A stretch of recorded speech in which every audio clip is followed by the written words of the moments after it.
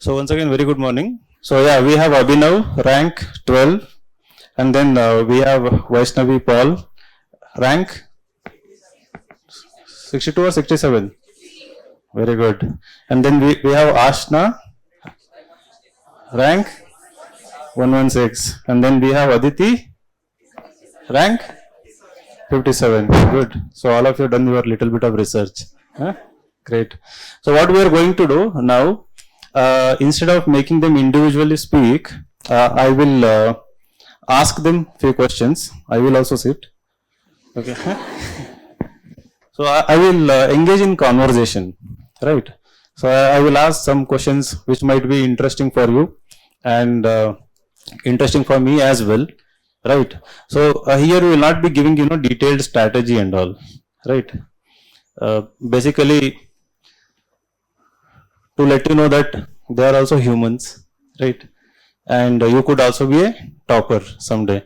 So that is going to be the intention. Okay. So what is the first question that you are very curious about? What? So these are all, bright minds from all parts of Karnataka, right?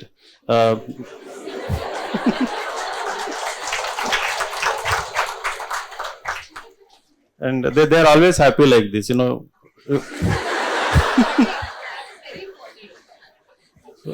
So whenever you come, you will find them like smiling like this, very happy and right. So my first question was, how does it feel to be a topper? I would say it feels great to be a topper. I'm extremely happy to have cleared the exam. It feels really good to be sitting on this side after so long.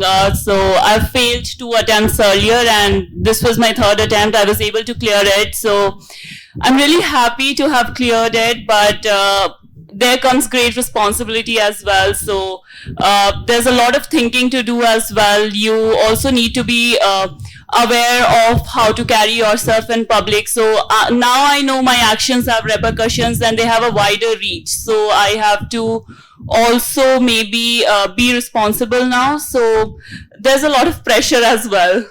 Yes, I would say there's a lot of pressure as well, but nothing can parallel the happiness that there is. What about you, Aditi? Yeah, claps. Yes. So how does it feel for you? Like, did you expect to get rank 57? So this was my first attempt. So I was just hoping to get into the list somehow. But thank you. But getting rank 57 was something beyond my wildest imagination. But right now I feel special, and as Aashna mentioned, you feel the sense of responsibility now. And even though I'm tired and somebody's texting me with any doubt, I feel like that, I should be answering, or I can help that person, whatever little doubt you have. So, it definitely feels great to be here. And since I prepared from home and I never visited any coaching center as such in the offline setting, so coming there and meeting aspirants, it feels really, really special. Vaishnavi, like you took 4 attempts, right? And you did your masters, and from SRCC you graduated. And can I ask, like, why did you take 4 attempts? So there are a lot of mistakes that I did in my previous attempts. I'll take a bit of time to explain those mistakes because obviously I took 5 years to make those mistakes and finally correct them. So the first mistake that I made in my first attempt was I went to prelims without being mains prepared, and that is very suicidal in this exam. In my second attempt, I was so much burdened that now, since I have prepared for 2 years, now I need to crack this exam in this attempt itself. So once again, I went to the prelims hall with a lot of anxiety, with a lot of burden. Turned out that I did not clear prelims itself in my second attempt. Even though I had cleared prelims in my first attempt, but I couldn't clear mains in my first attempt because I was not mains prepared. And in my third attempt, there were a few external factors as well. For example, I was very sick before my optionals. But I think that there were a few internal problems as well. Like in my first mains, which was in my first attempt, I had scored really well in my optional and in my ethics paper. So I think I got overconfident, and I thought that I just need to work on my GS and on my essay. But I think that every mains that we write and every attempt that we give is like a first attempt in this journey. And no spot can be left untouched. No spot can be left where we can be overconfident about anything. So in my third attempt, which was my second mains, ethics and optional, they became the reason why I was out of the list, even though I gave interview. So finally in this attempt, I did not leave anything. I did my best wherever I could. And finally I got the rank.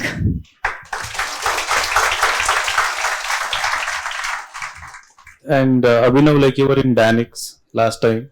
This time you are going to be IAS. You got all India rank 12.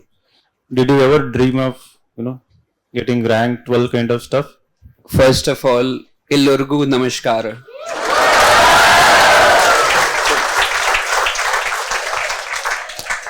I yesterday at the event I tried to understand Kannada, so I could understand only these two words. So, and I was checking out with sir how to pronounce them. So he told me it is Illurgu Namaskara. So pardon me if the pronunciation is a bit misplaced or here and there. Yeah. And secondly, my heart goes out to the students who are standing over here. I wish you all would have been seated. To be honest, I had not expected a rank like this. I wanted to get a rank till 230, 240 so that I can get into either the Indian Administrative Services or the Indian Police Services. I was not concerned about which cadre, which state I would go. I just wanted these two services because I was in Danix, so I was very much comfortable and happy with my current service. So sir, to be honest, I was not expecting, and I was praying to the Almighty that I get a rank till 230, 240 and that will be my nirvana. But fortunately Almighty gave me more than what I'd asked from them. So yeah. How did that happen? What were the efforts that you took to get rank 12? So for me, if I look at the journey from Danix to rank 12, the single factor which helped me get rank 12 was my optional subject. So optional was my Achilles heel in the first attempt. When I got into Danix, I had a score of 213 in sociology, and because of that, and that was a very poor score in CSE 2020. And so this time I worked on the optional, and this time also I was hoping that I'll get 250 marks, average marks, and that'll sail me through, that'll get me till 240, 250 rank. But the single biggest factor was the improvement which happened from 213 to 292 in sociology. Now, another thing was that because optional was my Achilles heel, GS was a subject where I was comfortable. So I got good score in the earlier attempt, and this year also I was hoping to get a good score. So I was comfortable in GS. Now, answering the question what sir had asked. So answer writing was something which made me comfortable in GS. So I knew that I have written answer. I've done a lot of practice. I am good with content structuring, presentation of the answer, and value addition through data, facts, quotes of some thinkers, etc. So the practice made me better placed with respect to general studies, and this clarity, which is with respect to answer writing as well as with respect to understanding the concepts of sociology or applying those concepts, this thing was lacking in my first attempt. So this was the gap that I tried to plug, and that eventually got plugged out. So I think these two were the reasons which helped me improve my rank. Aditi, when is the ideal time to start, answer writing? So you did it in your first attempt, and how much of answer writing did you practice? And interestingly, you didn't attend any coaching classes. You said you prepared from Bareilly, from your hometown, from your home.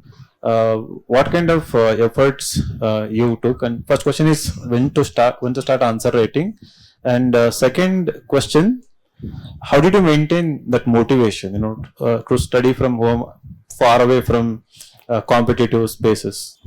So answering the first question, so I get this doubt very commonly, when to begin with answer writing, should we begin on the day one? I think that whenever you complete your syllabus, and after you're done with at least 2 to 3 revisions, that is the ideal time that you should start answer writing. I'm saying this because a lot of times when we start with answer writing, we're not able to recall. Because on day one, we have no idea what the syllabus is all about. या फिर recall नहीं हो पा, I'm sorry, we're not able to recall. So I ensured, so in my first attempt, I had those 3 months for my mains preparation. So I ensured that for the initial few days or months, I took 1.5 months to just prepare my short notes. And I revised them at least thrice so that it becomes easy for me to recall when I'm looking at a question. And then when it was just 1 month, 2 mains, then I started with answer writing. But I wouldn't suggest that to you. You can begin with answer writing before your prelims. You can be, just through with answer writing. You should have started it before your prelims. But since I did not have time, I did in very, very short period of time. But yeah, answer writing should be started only when you're through your syllabus and you've revised it a couple of times. And regarding the second question, how did I maintain that motivation? So I think it depends from person to person. Like some people prepare better when they are in the competitive environment. They get that vibe when you look at the other person preparing. But for me, I would get anxious when I would be in a competitive setting. So I would have that major fear of missing out. If this person is doing that, I'm not doing this.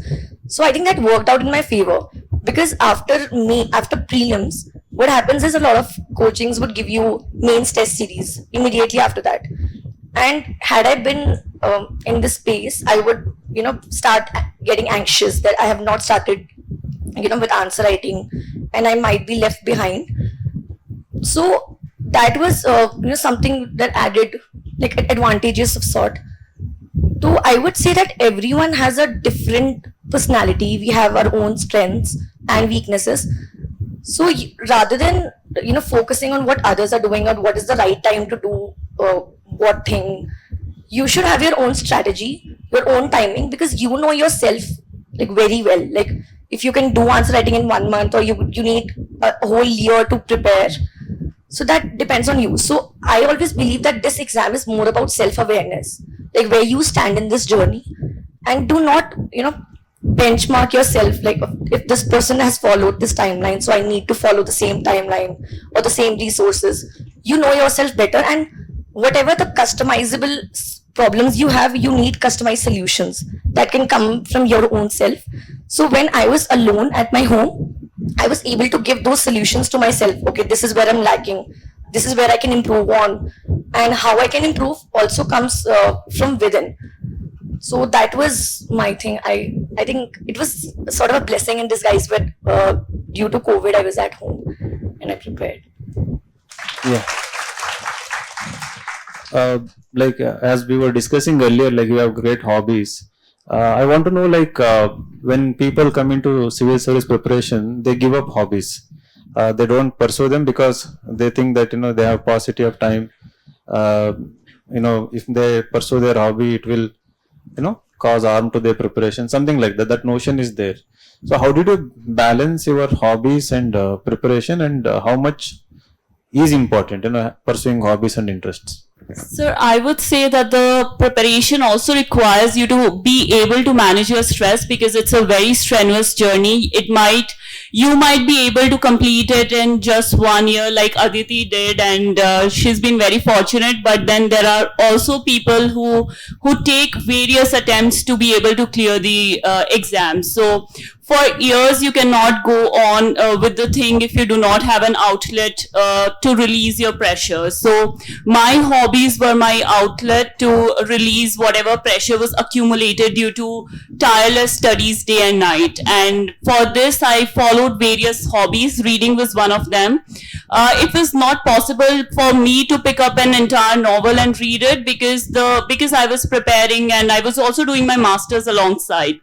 So I wouldn't have time for that, but I maintained that hobby in the form of reading poetry, in the form of reading short stories, which also helped me during my essay writing as well, and in my ethics paper as well. So I was able to manage both of them that way.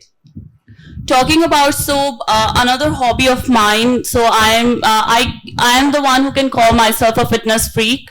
So I would always work out, and it's not very difficult for you to take out 1 hour from your entire schedule every day and work out. So your physical health is important because you're given a lot of sitting time for the studies. So I would say that if you're sitting the entire day, and we also munch little things while studying, because then it helps keep us awake.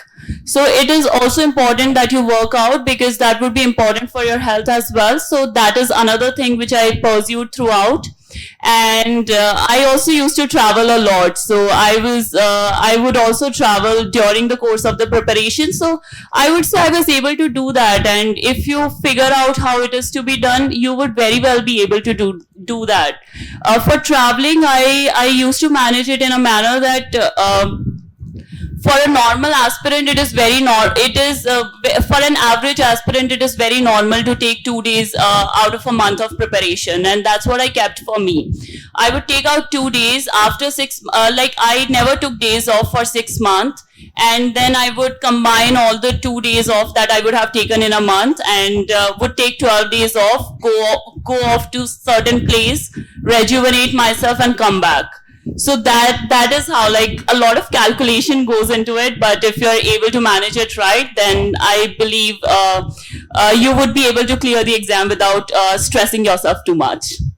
How many of you have any of these hobbies here?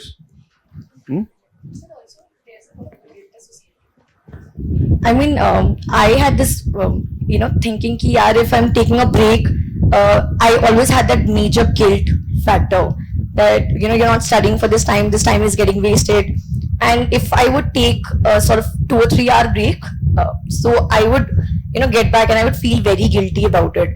But now that I look back at my journey, I think breaks are very important, because your mind needs to, process a lot of things, because the syllabus is huge, the preparation is very stressful. So when you're taking that break, it's not really a waste of time. It's giving your brain some time to process things in a well manner, and that would help you a lot. So it's not really waste of time. Don't feel guilty about it. Just be calculative, as Aashna mentioned, but don't feel so much, guilty. I know it's easier said than done. You will still feel the same way that you're wasting your time, but please, just make some good calculations and take good breaks. Take breaks. No, you have to take breaks. So don't scold us, okay? That OGP or any course, is so intense and all. So now I have a question for you. That during preparation, even when I was preparing and all of them are preparing, it is natural to get this self-doubt. Will I be able to make it? Then there is this fear of failure. Did you ever face these kind of emotions? And if at all you had faced, how did you overcome them? Did you ever face these kind of emotions? And if at all you had faced, how did you overcome them? Absolutely. I think most of us feel these emotions, and this comes not only when we fail in any of the steps of this examination, but I think almost every day when we are giving a mock and we are not scoring as good as we expected us to score, or say for example a subject in which we were very good. For example, I thought that I'm good at economics, but economics failed me miserably in my last attempt. So in all those situations we feel a lot of self-doubt, and but then the thing is, for me it was this was a decision that I had made, and I think that the way to overpower all those self-doubts is first to ask yourself if you really want to do this. And if you want to do this, why do you want to do this? You should have reason or reasons, and please paste that in front of your study table, so that when you have a lot of self-doubt, you should know that, okay, this is the reason why I want to do it.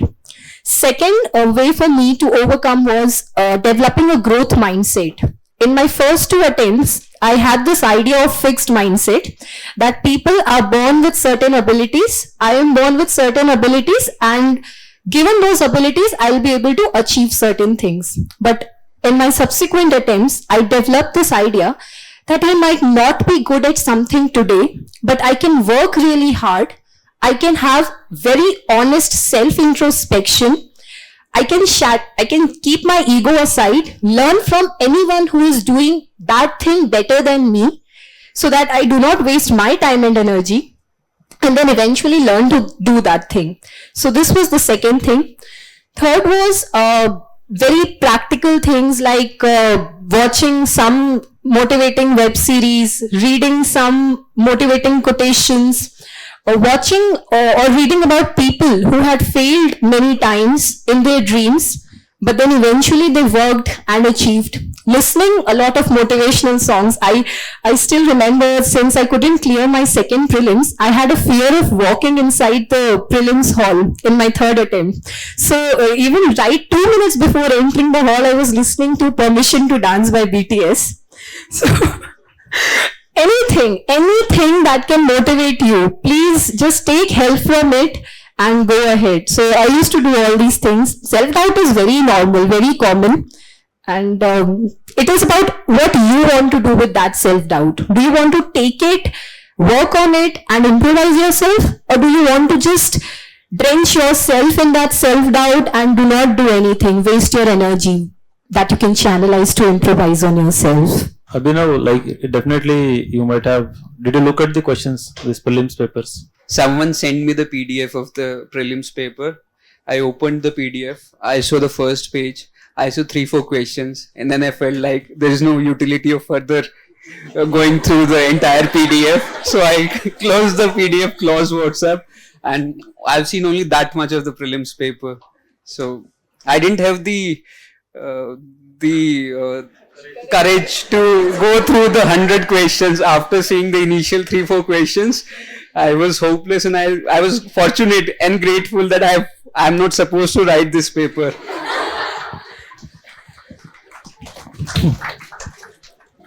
So now my question actually was, of course you looked at only 3 questions and got scared. Okay. So now the question is, what would you suggest all of them who are again appearing for next year when question of this nature are recurring and evolving? How should they be prepared for such kind of question papers? So there are various aspects to this question. First is that though I've not gone through the entire question paper, but there are certain core areas from where questions are repeated. So one needs to be thorough with those core areas such as polity, economy, history, modern history, or ancient medieval, and other areas. So questions would invariably come from this, and the trick is that you cover these areas with 80% accuracy. So if there are say 40 questions from here, then you ensure that you get 32 correct from these areas. So the core areas need to be very strong. You need to be very thorough with the concepts. And I have seen the paper, but in bits and pieces. So I could find that some questions from polity which are there in the standard books, they've come, and similar is the case with geography, economics. So one needs to be thorough with the core topics and the static part of it. Second is that if you look at the dynamic part of prelims also, it is no longer current, but it is contemporary. So having a general understanding of current events of national, international significance, events of socio-economic, political significance. So having some understanding of that would also help you sail through the dynamic part. Now the third aspect is with respect to practice. Now practice has two components to it. One is that when you practice, you find out your zone as to how many questions you can optimally attempt and what would be your accuracy rate. So some people attempt 96, 97, some people attempt 86, some people attempt 90. So people practice mocks to find out this range of questions as to how much they can attempt and what is the accuracy they have. So practicing with respect to this aspect would give you clarity over what are your optimal number of attempts, how much you need to attempt. Now the second aspect of practice which used to happen till now was people used to score some 15-20 extra marks using elimination techniques, and that used to come from practice. Now those 15-20 marks, I think they would have got reduced to some 6-8 marks. So that part is reduced. But now also, from the limited understanding that I have, if you look at the options of prelims, you will find out that some of the options in this year may get repeated as questions in the subsequent years. So having practice of previous year questions is a very must thing. And when you practice previous year questions, you should look at two things. First is the framing of options by the examiner. So though now CSE 22 also had this pairs questions, only one pair, only one option correct, two options, and 23 also has this. So here also, if you see, so say for instance, they've given a place and they've given some place and they've put that this is in this region or country.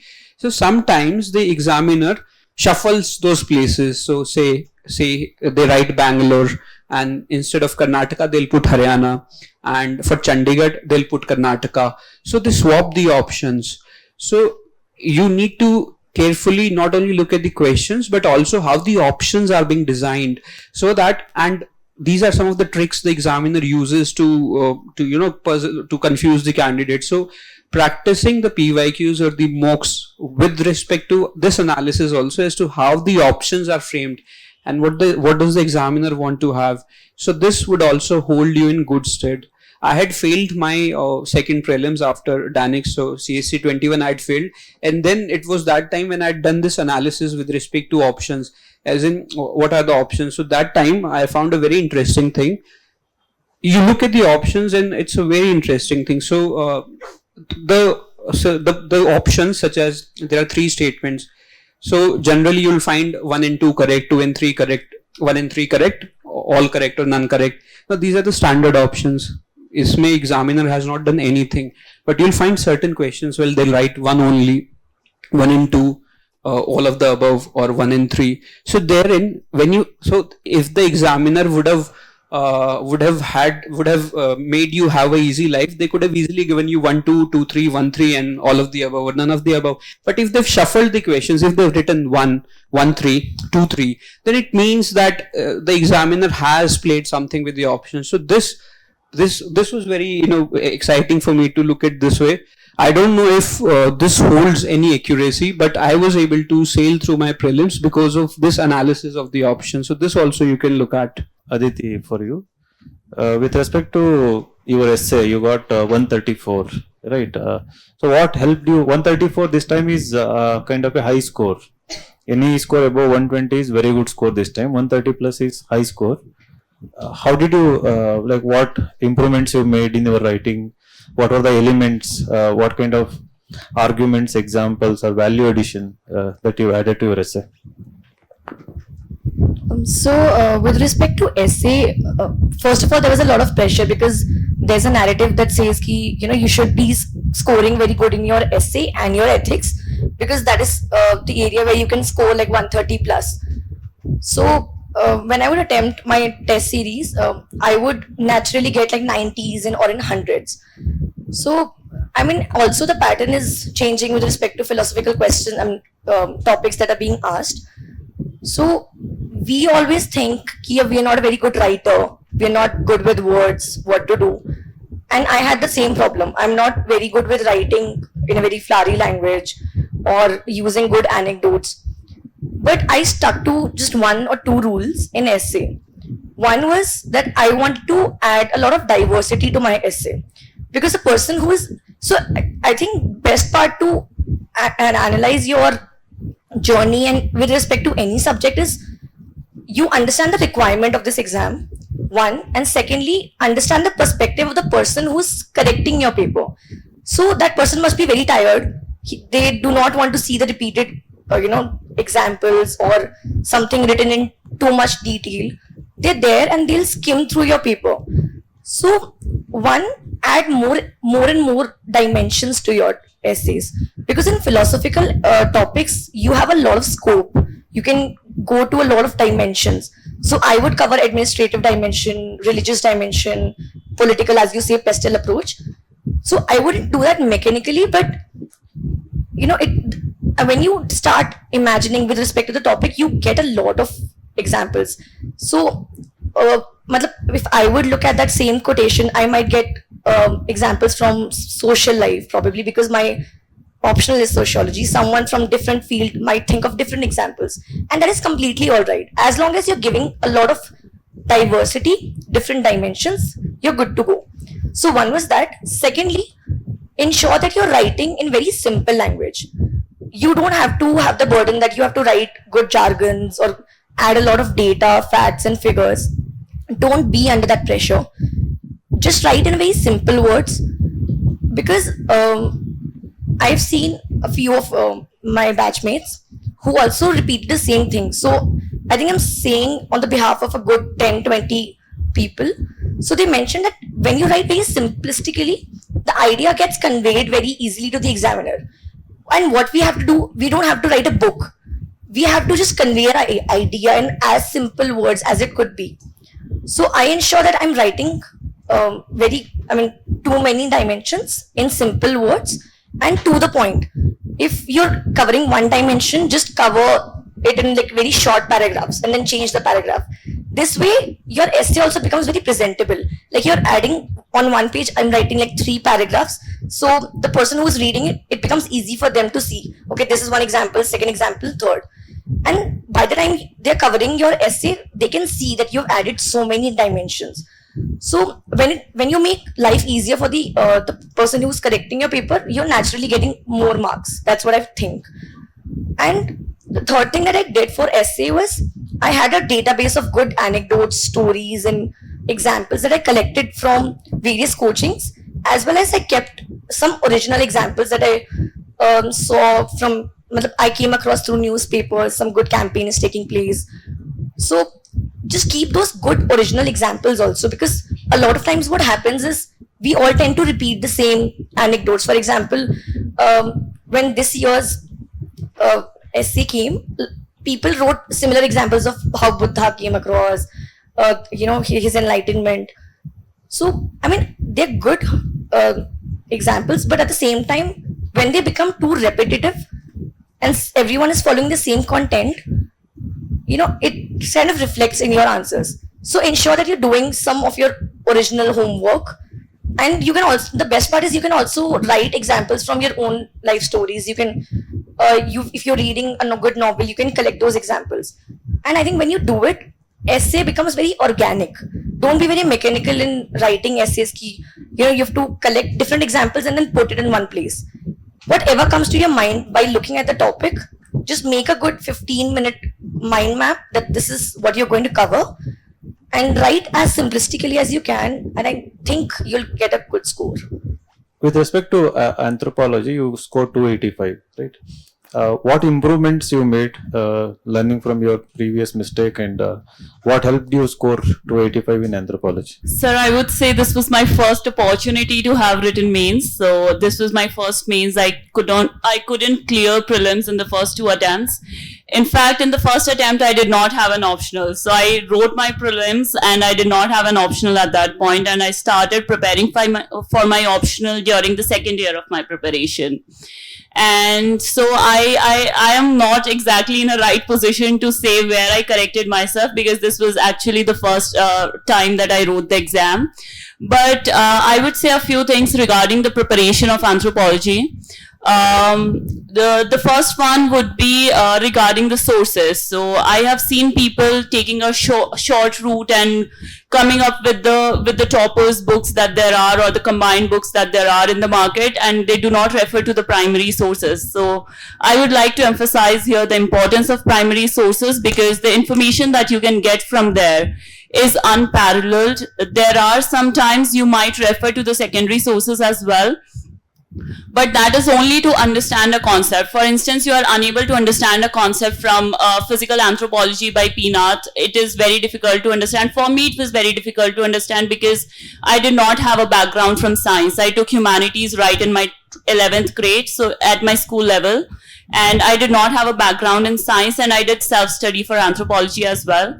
So it was difficult for me to understand a few concepts that were there in the primary source. So that's when I would take up secondary source, read in a simple language the same thing, and then go back to my primary source and then read it so as to understand that. So that is how the secondary sources can help you, but do not make them your primary source, because then you do not engage with the subject as deeply as you are required to. This is an optional for, this is your optional paper, and they have written that the syllabus is equivalent to a master's syllabus. That is for a reason that they have written it. They would like to see a deeper knowledge of the subject, which you can only gain from the primary sources. Also, you can refer to some internet material for the same. I would highly emphasize that it becomes important that you access some case studies from, say, American Anthropological Association's website, or read slightly more on the subject. You can also look into, though Freud is not generally taught as a part of anthropology, but you have postmodernism as one of the theories in Unit 6 of Paper 1. So I would emphasize that you can pick up certain, I'm sorry, not Freud, Foucault. I'm sorry, I'm really sorry. So you can look up Foucauldian work on from sociology as well, and from other subjects as well. So make it an integrated preparation. Do not hold yourself back that you are studying anthropology, so you cannot go into the dimension of history. You cannot look up sociology, because socio-cultural anthropology, I would say, has links with sociology as well.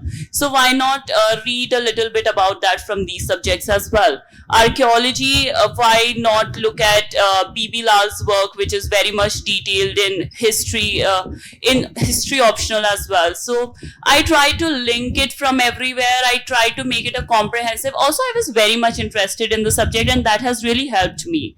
I really wanted to understand everything rather than score marks for the subject, and that worked out for me. So this is something I would like to suggest to you as well, that when you choose your optional, choose it very wisely. Make sure this is the subject you are ready to put your hard work in, and you'll reap the fruits for sure. I think this is the trend we are witnessing in any option. It applies to all the optionals, not just anthropology. Based on my understanding, interacting with all of them, whichever your optional, try to go for primary sources. Right. So coaching material is required just for, as she said, to understand concepts and all. But for value addition, I think whichever your optional, even if it is Kannada literature, read original books like, Teenam Shri and other things. Okay. So, there are so many online sources for preparation nowadays, in addition to offline. How did you make use of Insights resources? There are a lot of online resources, and I think right after my first attempt, I realized that online resources are actually more beneficial than offline resources, because you smartly get to pick and choose whatever work you're liking from wherever you're liking. So I'll answer specifically to Insights, and I'll start with essay, because in my first mains, I did not get very good marks in essay. And I'll tell this, that my first mains was in 2019, when we used to get really good marks in essay, when 124 or 136 was not a very good score actually. And we did not have a lot of philosophical essays back then. Still, I got just 110. So that was a major awakening that I need to work really hard. And there is Balaji sir's essay, short perspectives on essay, which is freely available from Insights. What I used to do is, every week, I used to pick up one topic from there, and I did not watch the entire video. I just picked that topic, took 25 minutes to frame an outline. And I think Aditi has already covered almost every essential part of what you need to do for an essay, and I'll agree with her. I'll just add one thing, that please don't stop yourself on using very formal examples. For example, I used to freely use lines from Bollywood songs or openers from Hollywood movies. Anything is fine if it can connect with your topic. So what I used to do is, I used to take up topic from Balaji sir's video. I used to frame an outline, and then after some time, I used to watch that video to see how much my thought process is aligning with what sir is teaching. So doing this exercise for around 10 to 15 essays eventually helped me to create outlines in a very quick manner. And I think that helped me enter the exam hall with a very confident mindset that even if both philosophical essays are thrown on me, I'll be able to handle. And I think that's why I could handle them. Secondly, online resources, various short videos are available for various topics. Once again, Insights as well, and some other places as well I use. So that was the thing, particularly for understanding certain topics in subjects like geography, or any subject which is not your strength arena. You don't need to go through the entire classroom material and find your topic. You can just Google your topic, find it on YouTube, watch a 10-minute video and you're done with it. Why do you have to waste 2 hours to watch that? Apart from that, there was a lot of open initiatives for answer writing. I used to use them as well. And other initiatives from Insight is, I think the best part was one-to-one with Vinay sir. I took it in both the interviews that I gave, and I think sir is very, very gracious. He told me every time you're scoring 200 plus. So this time I scored 193, but so yes, 200 plus I did not get, but I think sir's words give a lot of confidence. And yeah, of course, with Balaji sir's way of writing, essays perspective, there's a very detailed video by Vinay sir himself, wherein he talks about what actually is needed in the changing scenario for essay. If you people have not watched it, please watch it. It is something that changed my idea of how an essay should be written. And that is when I started enjoying essay writing. So these were the things. Thank you so much. Abhinav, like, we all do mistakes, right? I do mistakes. What about you? Right. So as an aspirant, you might have committed certain mistakes. What were those mistakes and how did you overcome those mistakes? So yes, for the first question, everyone commits mistakes. The thing which differentiates people is that some people learn from their mistakes, some do not, some learn it, but they learn it a bit late. And by the time the ship has sailed, and that is why there was an essay that the time to repair the roof is when the sun is shining. So you need to make amends timely. And for the second question, initially when I started with answer writing, as a beginner, I was not very clear with how to write the introduction, body, conclusion, how to fulfill the demand of the question in the given time and space, how to structure the question, whether to make paragraphs or write in points. So these were some of the doubts, dilemmas I had, and in the initial period, I had made a lot of mistakes with respect to answer writing. Then my biggest mistake was with respect to sociology optional. And as Aashna ma'am has very rightfully said that one should not look at the toppers notes, or one should not take the shortcut that is available with respect to optional in particular, and GS also in general. So that was a blunder that I did in my first attempt, that I did not refer to the original text of the thinkers or original sociological theories, and I just referred to the topper notes or the short notes or other material available in the market, and that would have reflected in my answers also, and that did not help me, and that gave me a very poor score.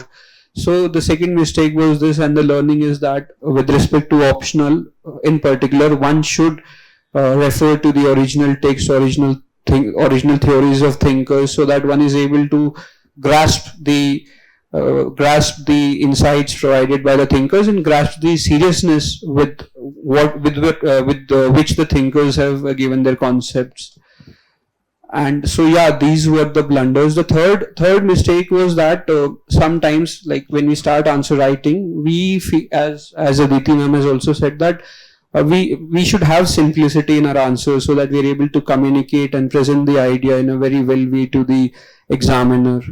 So I used to think that complex English, heavy words, and complex sentences, big sentences, they'll cast a very good impression on the examiner in essay, in GS, or in optional. But that was not the case. Simplicity, as ma'am has rightfully said, is very much needed so that you're able to convey the idea in a very coherent, concise, and in a very analytical manner. Now, on a lighter note, since we are talking about simplicity, how many of you watch movies? Can we have a raise of hands? How many of you have watched Three Idiots? So, because we were talking about simplicity, my hobby was analyzing performance of Bollywood movies, so this thing came to my mind. So, there's a scene where the professor asks to the class that what is a machine? I'm sure what is a machine? Then Rancho, which was played by Amir Khan sir, he stands up and he says that, sir, anything which makes human effort easy is a machine. You're feeling hot, so you press on a button and you have a blast of air. Machine, sir. Fan. Zip. Machine, sir. So what he tried to do was that he tried to communicate the idea in a very crisp and a precise manner, though it may not be a very good technical definition. And then Chatur came. He said that, sir, machine is a group of bodies so connected that the relative motions are constrained and by virtue of which force, means and motion are accelerated. Such as a lever, a screw or a nut or a fulcrum by which it is complex and there are many moving parts or assemblies connected to it. So this was the technical definition. Now, so this is the difference in simplicity.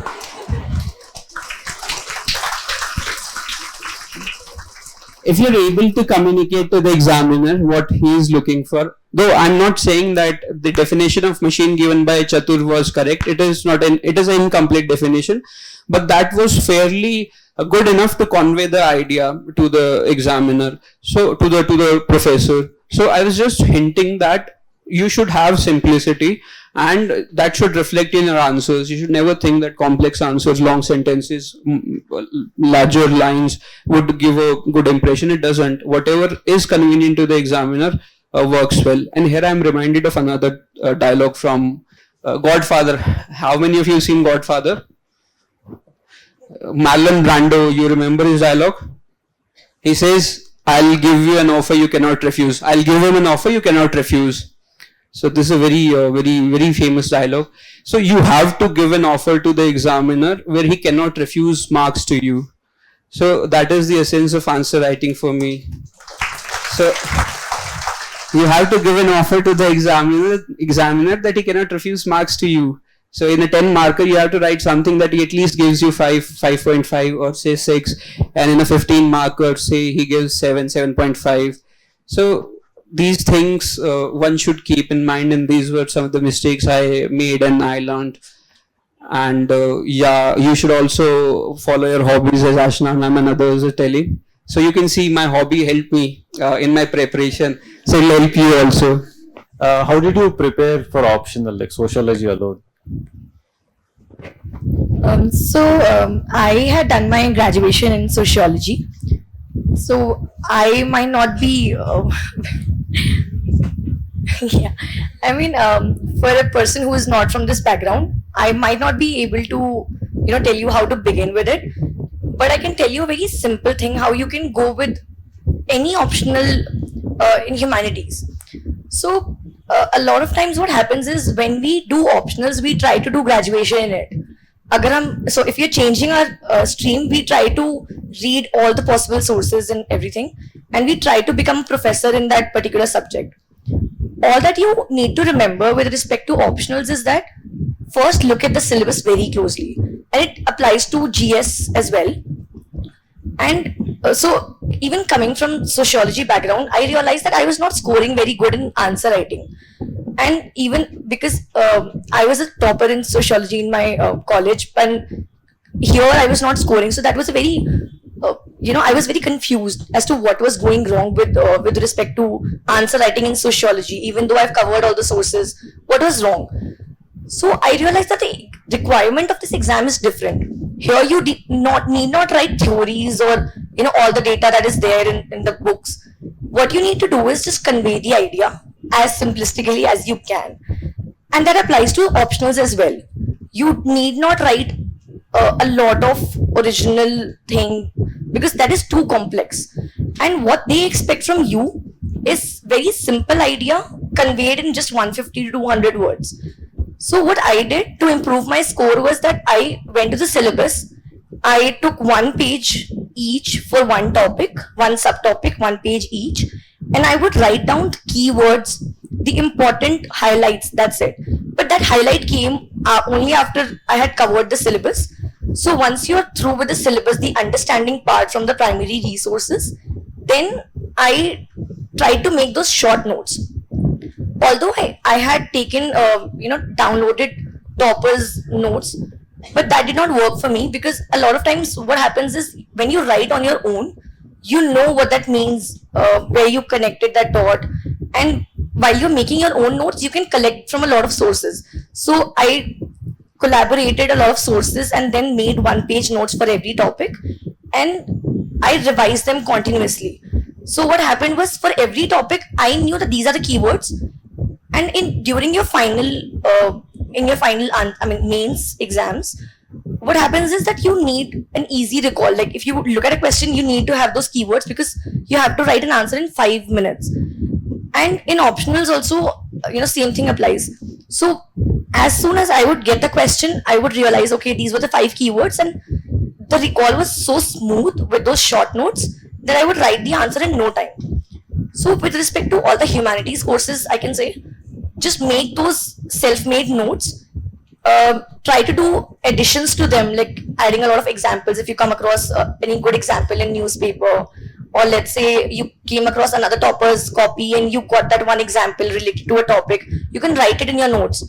And that's how you improve upon your notes gradually. And then when you revise it again and again, and you apply those similar keywords in your answers, because answers the examiner is searching for those keywords. They're not necessarily reading the entire theory. And I used to write in points. So it was very visible for the examiner to see it very clearly. And this thing worked, and gradually I think I improved my score in sociology, and I scored like 289 this year.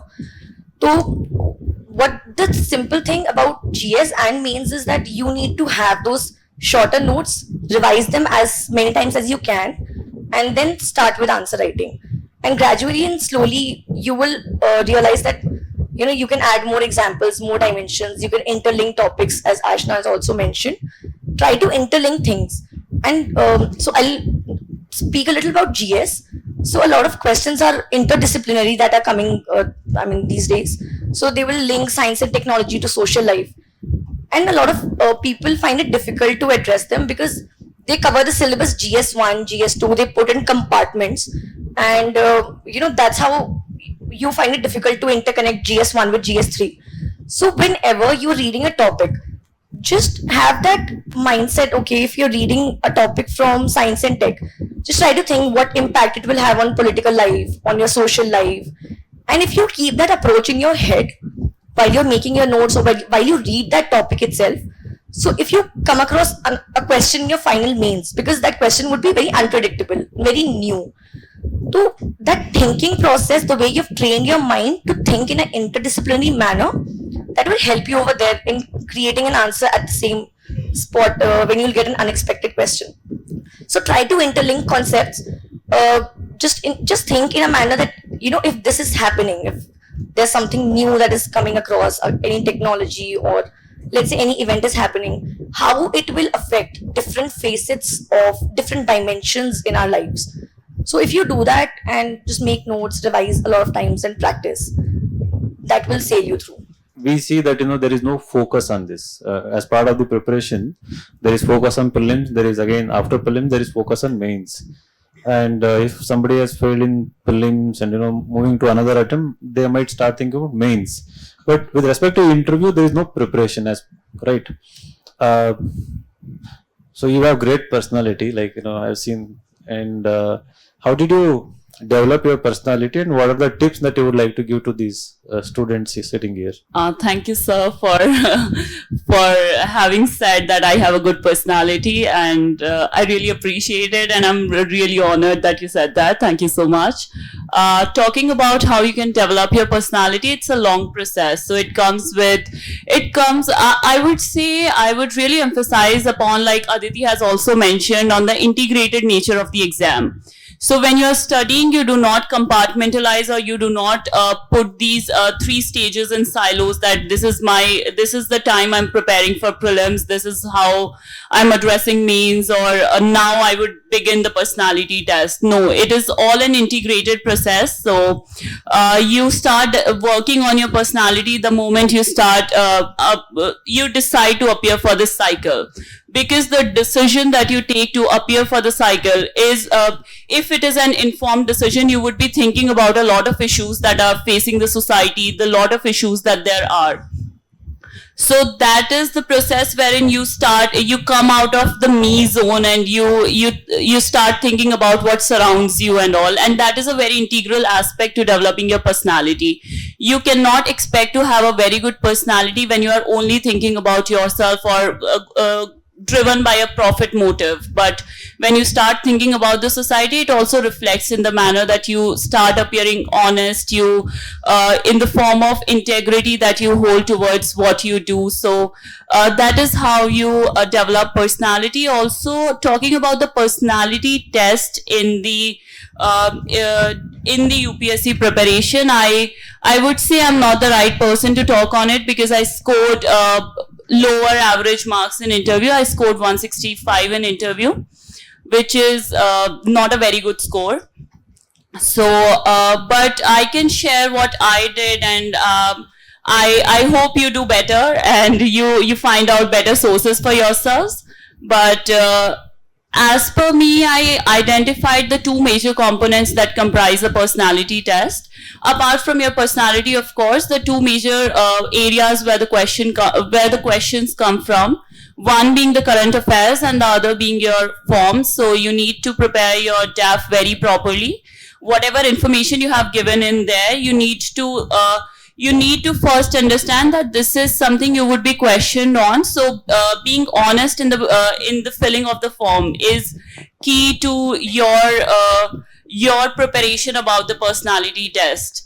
If you're honest, you would be able to do very well in the interview regarding your DAF sections, and then move on to the current affairs part. So for the current affairs part, I majorly followed the newspapers. I used to read 3 newspapers, the Hindu, not the entire preparation. Entire preparation, I only read 1 newspaper, but towards the end, I started reading 3. The Hindu, the Indian Express, and the Economic Times. And I also used to watch a few debates, Rajya Sabha TV debates. I also met a few people. So I met Frank Pereira sir, asked for his personal guidance, and he was kind enough to revert as well. So these are some things that you can do, and maybe you'll figure out better for yourselves, because I clearly was not able to score very well. Yeah. I really appreciate your honesty, right? So the thing is, I have noticed in this journey that so there are some people who have scored 143, and then next attempt they have scored 201, 206 in the interview. So scoring low in one of the interview is not the real or actual test of one's personality. There may be other circumstances, and it also depends on the nature of the questions, right? But you have to be prepared for everything, and I think it starts with the good DAF, the things you put in the DAF. So whenever you people qualify, come and discuss your DAF, right? So we'll put good things in DAF so that you can have really great conversation. It should be honest, okay? That is why it is important to develop hobbies. If you have real hobbies, especially reading and writing related, it becomes easy to have conversation in interview, right? So my question was, what is the importance of plan B?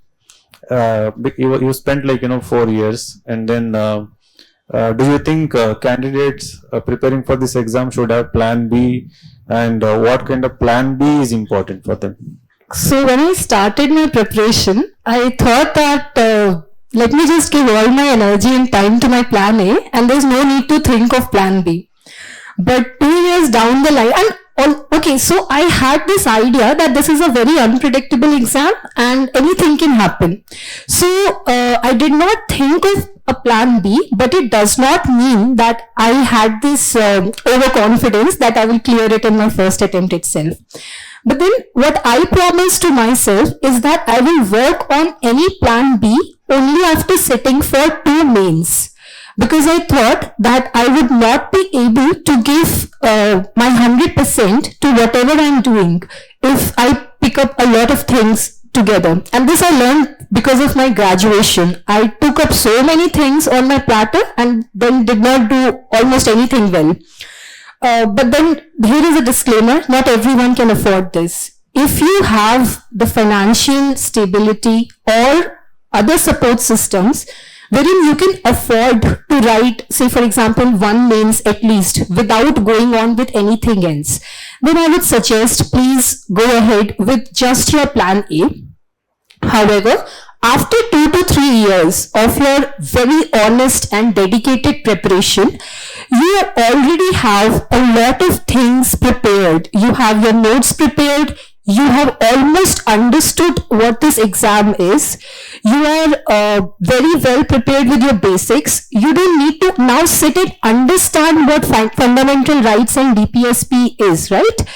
If you just revise it in 5 minutes, that would be done. But in your first year, you have to sit and understand what is the difference between these two things. And this is a very basic example. We all know how vast the syllabus is. So after 2 years, or say for example 1 attempt or 2 attempts, however much you can do, please go ahead with the plan B. But then don't think that you can devote everything to your plan B now, because plan A, if you leave it in between for a plan B, you will have so much regret in life, and that regret would be a very heavy burden to bear. And honestly, why should you leave your plan A? If you have a dream, which is a very rare thing to have, not many people have a dream, and if you have a support system to fulfill that dream, even then if you leave your plan A in between, I don't think that it is a very smart choice to make. And why should you not confidently go ahead and take 3-4 years from your own life to do something that you want to do? So plan B is very practical, but please do it after at least 2 attempts if you can afford to do it. And please don't make your plan B your plan A. You will regret it a lot. Thank you. Abhinav, like you scored 130 plus in ethics. Yeah, how you forgot? 130 exactly. Yeah, right. Like what? How did you prepare for ethics paper to score 130 marks? So while ma'am was talking about plan A and plan B, a dialogue from the movie Tanu Weds Manu came in my mind. Have you watched the movie? Huh? Have you watched the movie Tanu Weds Manu?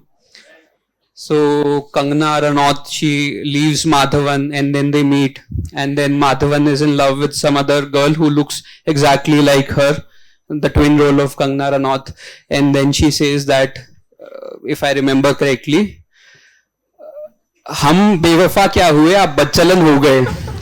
So she says हम बेवफा क्या हुए आप बच्चलन हो गए. That I became, I dumped you, or I became untruthful and you became characterless. So plan A and plan B, guys, she was very succinctly putting it out that you should not leave your plan A for plan B. So you should not become bewafa with your plan A, and you should fulfill your plan A and work on your plan A unless situations are such that you have to go for a plan B. So that was my limited comment on this. Now with respect to ethics, I believe that in my last attempt I had got 1117 in CSE 20. That was also a good score. So ethics with respect to the part A, I used to make sure that I'm writing examples of civil servants. I used to write as many appropriate examples as could be fit within the demand of the question. And with respect to the keywords, like if there's a question based on empathy, compassion, or emotional management, so I try to make sure that I'm introducing the keyword and giving some example in the introduction only before I come to the demand of the question. And thirdly, I used to have I used pictorial representation in the 10 marker questions, because it's very convenient for you to have an introduction and then depict the values or depict the dilemmas or depict anything and then start with the body. So these were the three things with respect to the part A.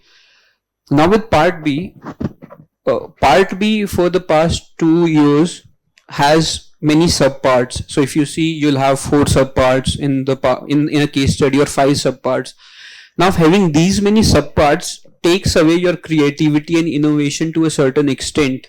But still, because there are 5 questions, 4 pages, and you have to answer the demand of each of the question, and some of the content may get repeated in the subsequent parts as well. So here there's very limited scope for creativity, innovation. But here also, what you can do is that, firstly, you need to convey in the introduction only. I think all of you would do, and all the people toppers do. They introduce the case study, that this is a case study pertaining to a police officer who was killed on duty while he was performing his duties with integrity, compassion, etc., etc. And then you write the stakeholders, that the police officer was a stakeholder, government is a stakeholder, the people who are doing illegal mining, they're a stakeholder. So you depict the stakeholders either through a diagram or through a hub and spoke or through whatever, and then you start with the subparts or with the demand that the question has asked for. Now the creativity, the one thing that I did here was that I tried to use quotes that various thinkers have said with respect to values. So if there's any ethical dilemma, or if there's any ethical value which demand, like where you feel it is appropriate for you to write a quote. So therein I ensured that in each of the case studies I had a quotation about the value or about the dilemma by some thinker, either in the body or in the conclusion, because in the introduction it may not be appropriate for you to bring that quote. So that was, I think, something different which I tried to do. So yeah, some people do what like I did in my first attempt. I didn't do this now, was that for the stakeholders I made a pie chart and I gave weightage to the stakeholders. Now, so like there was a case study this year that there was a police officer, he was killed on duty while he was trying to stop illegal mining, and this was based on a real incident which happened in Haryana. There was a deputy superintendent of police, Mr. Surendra Singh ji, who was killed on duty. So then then I tried to give weightage to the stakeholders. I don't know, if this is good or not, but this is also something which you can look at. Though it is not very, though you cannot put a number like the stakeholder, the biggest stakeholder is government, so you put 60% to government, 30% to minors. You can't do this. But what you can do is that you can make a pie chart, and you make the size of the pie would depict the intensity of the stakeholder. So maybe not put a number to it, but maybe put the size of the pie a bit larger, a bit smaller, so as to convey that there are many stakeholders. Some are more important, some are less important. So that is also something which can be done.